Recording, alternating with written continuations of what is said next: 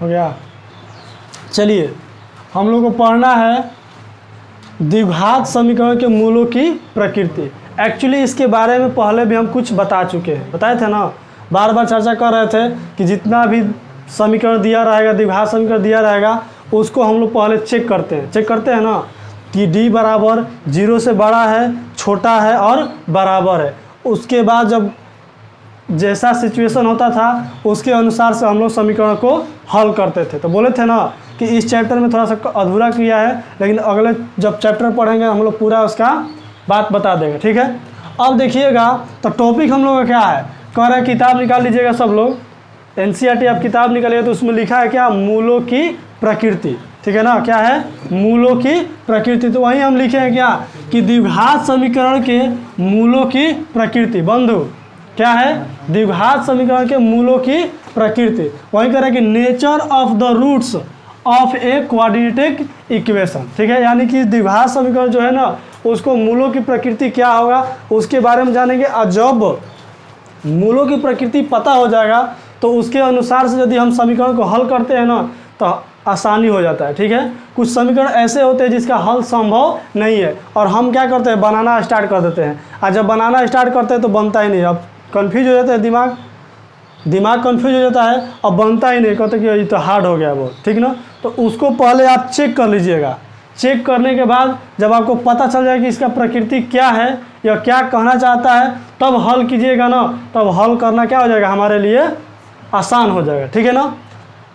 तो कंडीशन इसमें 3 गो होता है, हल्का फुल्का चर्चा चल चुका है लेकिन अब विस्तार से।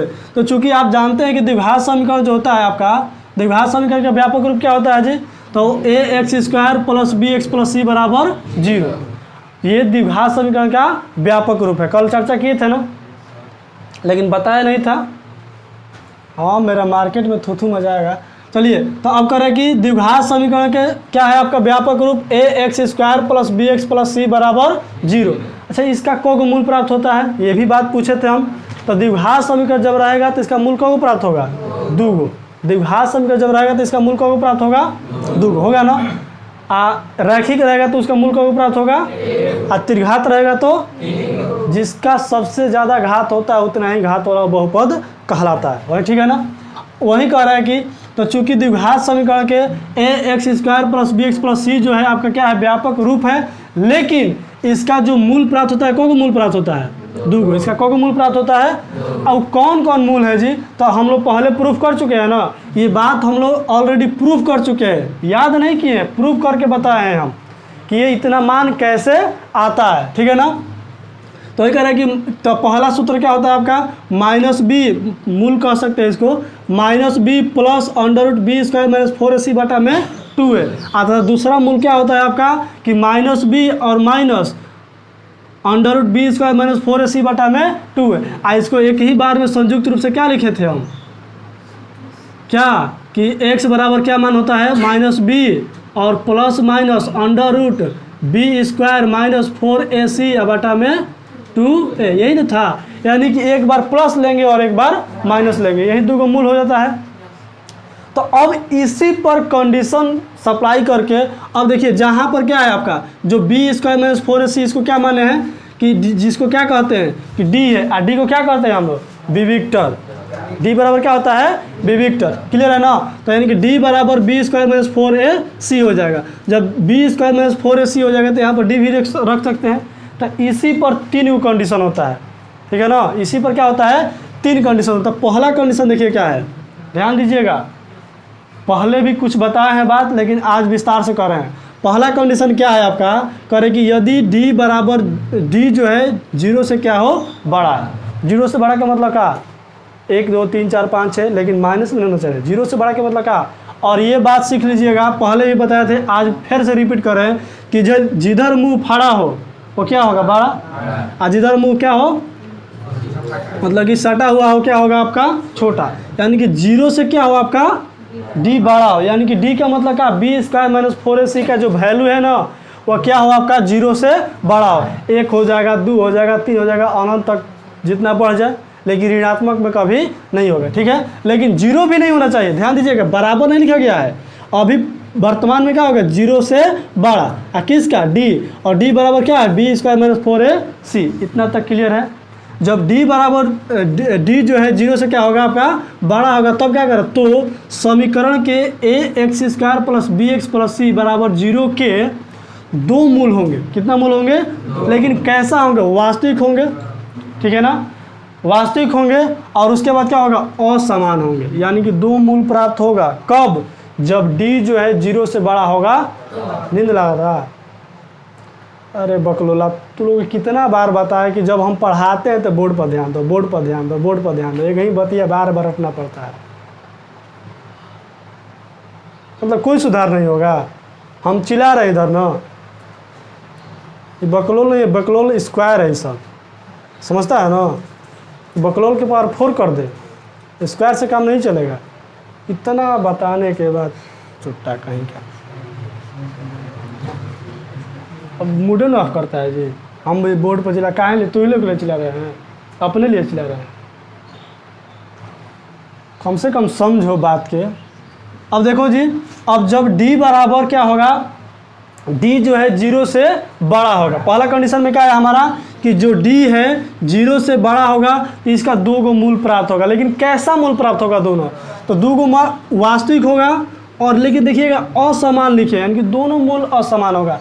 एग्जाम्पल के रूप में आपको बता रहे हैं, यदि यही न डी है जी, यही न डी है, बोलो, और जब यही डी है तो 1 से बड़ा होगा, तो कुछ भी मान लीजिए, जैसे मान के चलिए डी का वैल्यू 25 आ जाए, सपोज डी का वैल्यू कितना आ जाए, 25 आ जाए। यहाँ पर ध्यान दीजिएगा, यदि x बराबर आपका कितना हो जाएगा, -b प्लस माइनस 25 हो जाएगा ना, तो यहाँ पर 25 हो जाएगा, बटा में 2, तो 2 का कुछ a का कुछ वैल्यू होगा अपना। जब समीकरण जैसा रहेगा उसके सिचुएशन के इसके बाद हम एग्जाम्पल देखेंगे। तो यदि बताइए यहाँ पर भी कुछ वैल्यू होगा आपका x बराबर, इसको घेर देते हैं, तो अब बताओ इसका कुछ मान की वैल्यू होगा 1 होगा, तो एक बार प्लस लेंगे तो वही 25 है, तो 25 का वर्गमूल कितना हो जाएगा आपका, 5। तो जब 2 को वैल्यू प्राप्त, एक बार माइनस लेंगे तो घट जाएगा, एक बार प्लस लेंगे तो जुट जाएगा। जब प्लस लेंगे तो ज़्यादा वैल्यू प्राप्त होगा, और जब माइनस लेंगे तो कम वैल्यू प्राप्त होगा ना। तो उसके अनुसार से इसका दोनों जो वैल्यू प्राप्त होगा वो क्या होगा आपका, अलग अलग होगा। अलग अलग के मतलब क्या, असमान होगा कि नहीं होगा। एग्जाम्पल हम इसके बाद देखेंगे। क्लियर है यहाँ तक पहला कंडीशन। तो देखिएगा, जब दोनों का वैल्यू असमान होगा तो इसका हल करना संभव है, क्योंकि मूल प्राप्त हो रहा है तो हल करेंगे, और जब नहीं प्राप्त होगा तो हल कहाँ से करेंगे। तो ये क्या कर रहा है कंडीशन, कि जब d बराबर d जो है 0 से बड़ा होगा तो इसका 2 गो मूल प्राप्त होगा, और 2 गो मूल प्राप्त होने का मतलब क्या है, इसका हल संभव है, यानी कि इसको हल करेंगे, चाहे द्विघाती समीकरण से करो, चाहे क्या है गुणनखंड है ना, गुणनखंड से करो, या एक बार बताए किसके लिए कंडीशन चल रहा है, ये जो है सबसे महत्वपूर्ण कंडीशन है किसके लिए, तो पूर्ण वर्ग विधि बनाने से हल करने के, क्योंकि उसी विधि से इसका फार्मूला भी आया है ना, उसी विधि से इसका फार्मूला भी आया है। तो अब पहला कंडीशन क्लियर हो गया, बोलिए पहला कंडीशन क्लियर हो गया, याद हो गया ना, कि जब d जो है 0 से बड़ा होगा तो उसका मूल हम लोग ज्ञात कर सकते हैं, लेकिन वो जो मूल होगा आपका क्या होगा, असमान होगा, यानी कि दोनों अलग अलग होगा। क्लियर। आइए दूसरा कंडीशन देखते हैं। दूसरा कंडीशन क्या कह रहा है आपका, दूसरा कंडीशन कह रहा है कि यदि d जो है 0 के क्या है आपका बराबर, यानी कि d जो है 0 के आपका क्या है बराबर। अच्छा ये बताओ, जब d बराबर 0 हो जाएगा तो यहाँ पर एक एग्जाम्पल देख सकते हैं आप, x बराबर -b प्लस माइनस √d होता है, बटा में 2a होता है ना जी। ध्यान दीजिएगा, सिंपल सी बात है। अब x बराबर, तो अब d का वैल्यू कितना रखिएगा, 0, d का वैल्यू कितना रखिएगा, 0 का वर्गमूल 0 ना हो जाएगा, और जब 0 का वर्गमूल 0 हो जाएगा तो इसका कंडीशन पूरा क्या हो जाएगा, खत्म। आपके पास कितना बचा, x बराबर -b बटा में 2 है, और इसमें कोई परिवर्तन होगा, -b और a परिवर्तन का भी होगा, यानी कि इसका जो मूल प्राप्त होगा 2 को मूल प्राप्त होगा, इसका भी कितना मूल प्राप्त होगा, 2 को, लेकिन दोनों क्या होगा आपका बराबर होगा, दोनों क्या होगा आपका बराबर। तो वही लिखा गया, देखिएगा, यदि d जो है 0 के बराबर हो तो समीकरण ax² plus bx plus c के 2 मूल वास्तविक क्या होंगे, 2 मूल वास्तविक एवं क्या है यहाँ पर देख लीजिए समान, क्या है आपका, यानी कि दोनों मूल समान हो, क्या हो जाएगा वो दोनों मूल क्या होगा -20/2 है।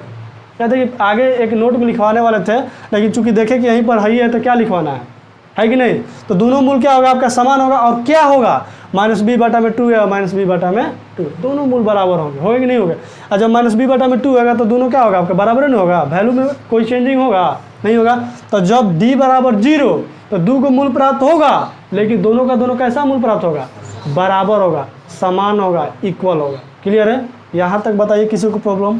अब आगे चलिएगा, तो इसमें लिखा गया कि तथा प्रत्येक मूल जो होते हैं ना किससे बराबर होते हैं, -b/2a होगा। प्रत्येक मूल कितना होगा, -b/2, यानी कि इस कंडीशन में यदि आपका एक वैल्यू प्राप्त होता है दूसरा का वैल्यू भी उतना ही होगा। क्लियर, किसी को कोई प्रॉब्लम नहीं है ना जी। चलिए तीसरा रूल समझे, किसी को कुछ पूछना नहीं ना है, बोलिए, कहीं पर भी दिक्कत हो थोड़ा सा भी आप मेरे से बोलिए, ठीक है। चलिए आगे बढ़ें, कह रहे हैं कि यदि d जो है 0 से क्या है छोटा, देखिए इधर मुंह क्या हो गया आपका चिपक गया, इधर मुंह फाड़ दिया तो 0 क्या हो गया आपका बड़ा हो गया, जिधर फाड़ा है उधर क्या हो जाएगा बड़ा, जिधर मुंह फाड़ा है वो क्या हो जाएगा, ठीक है ना। तब रहने तो नहीं बोलेंगे, ठीक है।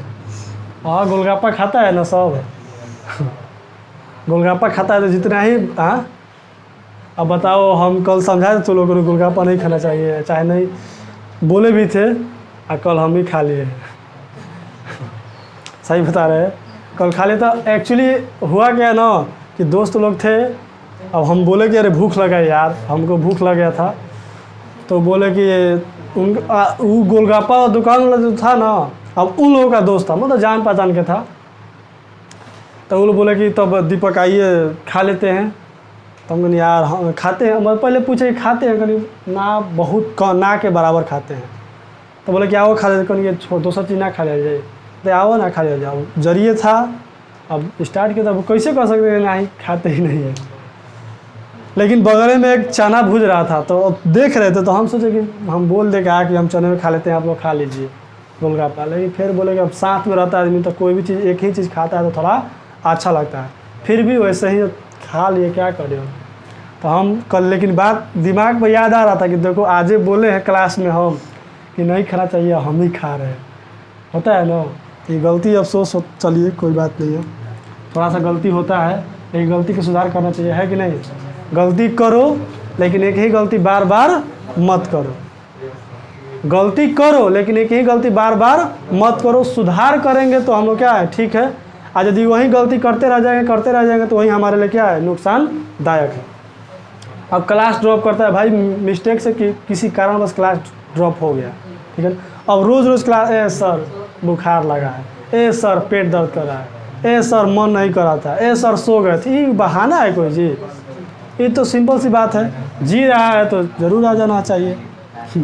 चलिए आगे बढ़े, हम लोग तीसरा कंडीशन में बढ़े, करे कि यदि d जो है क्या है 0 से छोटा हो। देखो एक बार पढ़े 12, एक बार बराबर, अब क्या होगा छोटे नहीं होगा, तो d जो है क्या काउन तो बोल दिए बड़ा हो, वो समय ध्यान नहीं दे सुने, लेकिन हम बताने में ये लग गए बकलोल कहीं का, ये बकलोल के पावर 5 है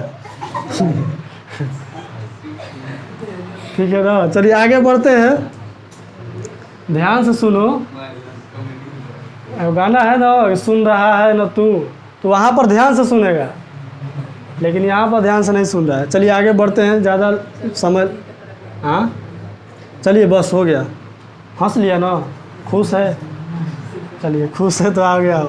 कह रहे कि यदि d जो है क्या है आपका 0 से छोटा है, ध्यान दीजिएगा, d जो है क्या है 0 से छोटा हो तो समीकरण ax² + bx + c बराबर 0 के मूल वास्तविक नहीं होंगे। देख लो भाई क्यों नहीं होंगे। अच्छा ये बताओ 0 से छोटा का मतलब क्या, माइनस में चले जाइएगा, 0 से छोटा का मतलब क्या है माइनस में, -1 -2 -3 -4। अच्छा ये बताइए कभी बताएं आप लोगों को, अच्छा बचपन से कहीं भी पढ़े होंगे आप लोग, यार इधर उधर कर रहा है, बचपन से आप कभी भी पढ़े होंगे आप लोग, तो क्या देखें हैं कि रूट में जो संख्या होता है -1 होता है, कभी देखे होंगे कि -2 होता है, कभी देखे हैं कि -3 होता है, यानी कि रूट वाली जो संख्या होती है वो कभी माइनस में नहीं होती है। बस ये हम पढ़े हैं कि जब रूट से बाहर निकलती है ना तो एक बार प्लस होता है और एक बार रीजन भी बता चुके हैं। क्योंकि माइनस 2 का भी स्क्वायर कीजिएगा तो 4 होगा और 2 का भी स्क्वायर कीजिएगा तो 4 होगा, यानी कि माइनस का भी स्क्वायर प्लस में बदल जाता है और प्लस का तो प्लस में रहबे करेगा, ठीक है ना। यानी कि जो रूट में होगा आपका संख्या ना वो कभी भी ऋणात्मक संख्याएं नहीं होगी बंधु, जो रूट में संख्या रहेगी वह कभी भी ऋणात्मक नहीं रहेगी, क्लियर है ना। तो वही कह रहा है कि जब d छोटा हो जाएगा तो माइनस में चला जाएगा, और जब माइनस में चला जाता है एक बार फिर से यहाँ पर सोच लीजिए क्या है कि x जो है आपका लाग ना भाई तो वो सठिया जाता है, यहाँ पर x बराबर कितना हो जाएगा माइनस बी अब प्लस माइनस अंडर डी होता है ना जी, तो d जो है बताओ माइनस में हो जाएगा तो इसका कोई मूल्य नहीं प्राप्त होगा, और जब मूल प्राप्त हो भी नहीं करेगा तो इसका क्या होगा, हल संभव नहीं है। यानी कि पहला कंडीशन में हल करेंगे और दोनों का मान प्राप्त होगा लेकिन असमान होगा, दूसरा कंडीशन में हल होगा लेकिन दोनों का वैल्यू क्या होगा, बराबर होगा, और तीसरा कंडीशन में हल नहीं होगा। तो जब भी आप क्वेश्चन बनाइएगा, ठीक है, जब अच्छा आगे पढ़ लेते हैं ना, इतना तक ठीक है, जब भी आप क्वेश्चन बनाइएगा तो पहले चेक करना होगा, ठीक है, पहले क्या करना होगा, चेक करना होगा कि मूलों की प्रकृति क्या है, d जो है 0 से बड़ा है, 0 के बराबर है या फिर 0 से छोटा है। जब 0 से छोटा होगा तो उसका कोई वास्तविक मूल नहीं होगा, उसका हल संभव नहीं है। 0 से बड़ा होगा तो उसका हल संभव है, उसको हम लोग हल कर सकते हैं, उसको मूल प्राप्त होगा और दोनों मूल क्या होगा आपका अलग अलग होगा, ठीक है।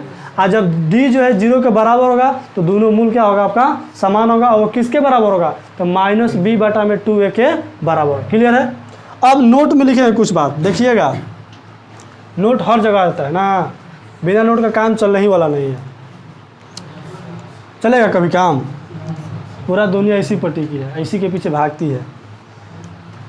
एगो छोड़ो नहीं बोलेंगे, वीडियो बनाया था कि आपके पास लाखों रुपये है ना तो लाखों लोग मतलब बात करेंगे चाहे मिलने के लिए आते हैं, और जब पैसा नहीं है तो कोई मिलने वाला नहीं है कि ना।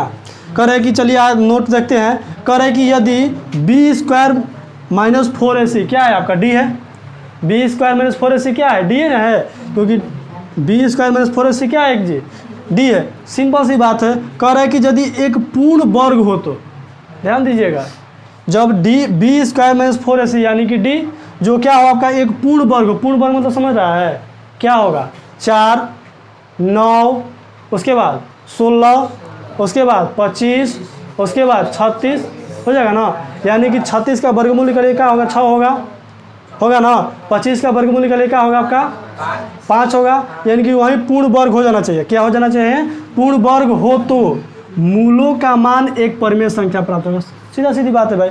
जब इसका हमको d जो वैल्यू है और रखेंगे और इसका वर्गमूल निकल जाएगा तो कुछ मान होगा तो इस परिमेय संख्या में प्राप्त हो जाएगा, होगा कि नहीं होगा परिमेय संख्या।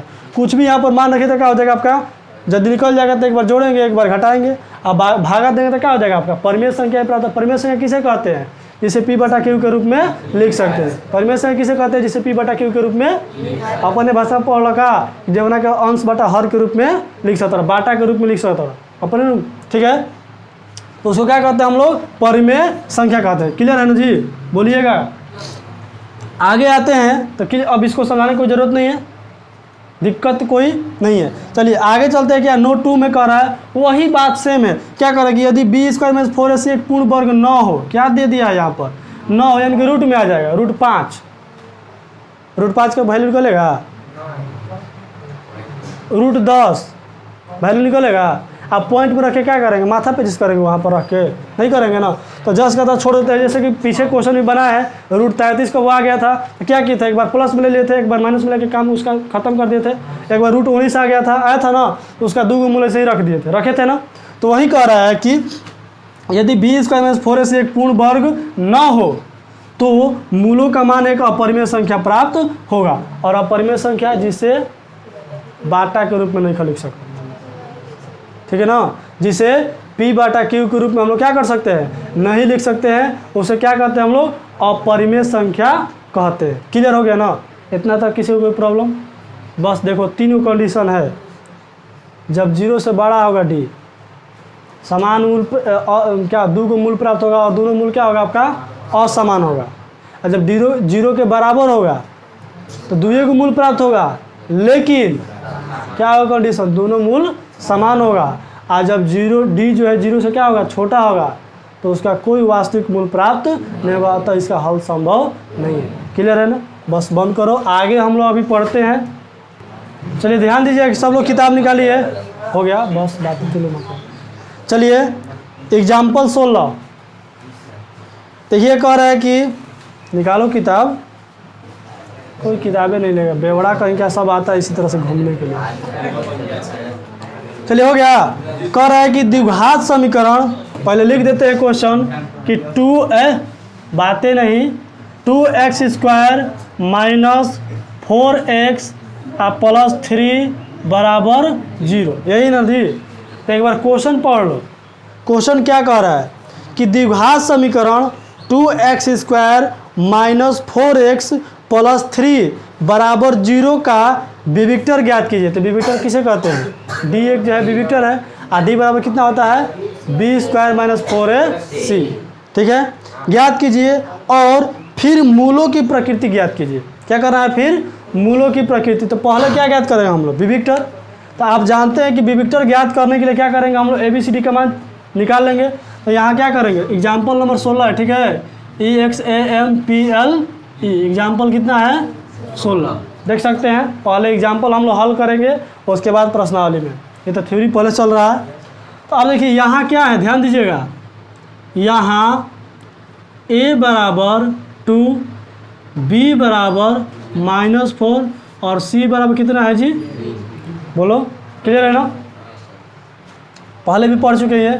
तो अब चूंकि जानते हैं कि D बराबर कितना होता है, b² माइनस 4ac, ठीक है ना, b² माइनस 4ac। तो अब D का वैल्यू निकाल लेते हैं। तो D बराबर कितना हो जाएगा, B कितना है, -4 है, -4 के स्क्वायर लिखा कर दे। अरे मूर्ख कहीं का क्या कर रहा है एकदम। हो गया, कान दुखा था, मरोड़ दे के आली हमेशा खाती। चलिए आगे चलते हैं। चलो हो गया, -4 इंटू ए कितना है, बोलो, अरे कितना है, बोलो देख के, 2 है, इंटू सी कितना है, 3 हो जाएगा। तो डी बराबर देखना, ये -4 का स्क्वायर कितना हो जाएगा, 4 चौके प्लस में हो जाएगा, और -4 दूनी और 3 के कितना हो गया, माइनस। तो अब डी बराबर बताओ बड़ा कौन हो गया, माइनस वाला बड़ा हो गया, तो ये माइनस हो जाएगा, कितना बचेगा। तो चूंकि डी जो है ना 0 से क्या है आपका, छोटा है, ठीक। डी जो है आपका 0 से क्या है, छोटा है, छोटा है ना, क्यों, क्योंकि माइनस में प्राप्त हुआ है। डी जो है 0 से क्या है आपका, छोटा है, अतः इसका कोई वास्तविक मूल, ठीक है ना। तो अब लिख ले, चूंकि b² माइनस 4, अच्छा ऐसे लिख देते, ये हो गया ना। तो d जो है 0 से छोटा है, छोटा हो तो इस समीकरण का कोई क्या है, वास्तविक मूल नहीं होगा। बस अब जब वास्तविक मूल नहीं होगा तो इसको हम लोग आगे सॉल्व नहीं करेंगे। क्लियर है ना, बंद कर दो। जब इसका कोई वास्तविक मूल नहीं होगा, हाँ, जब इसका कोई वास्तविक मूल नहीं होता इसको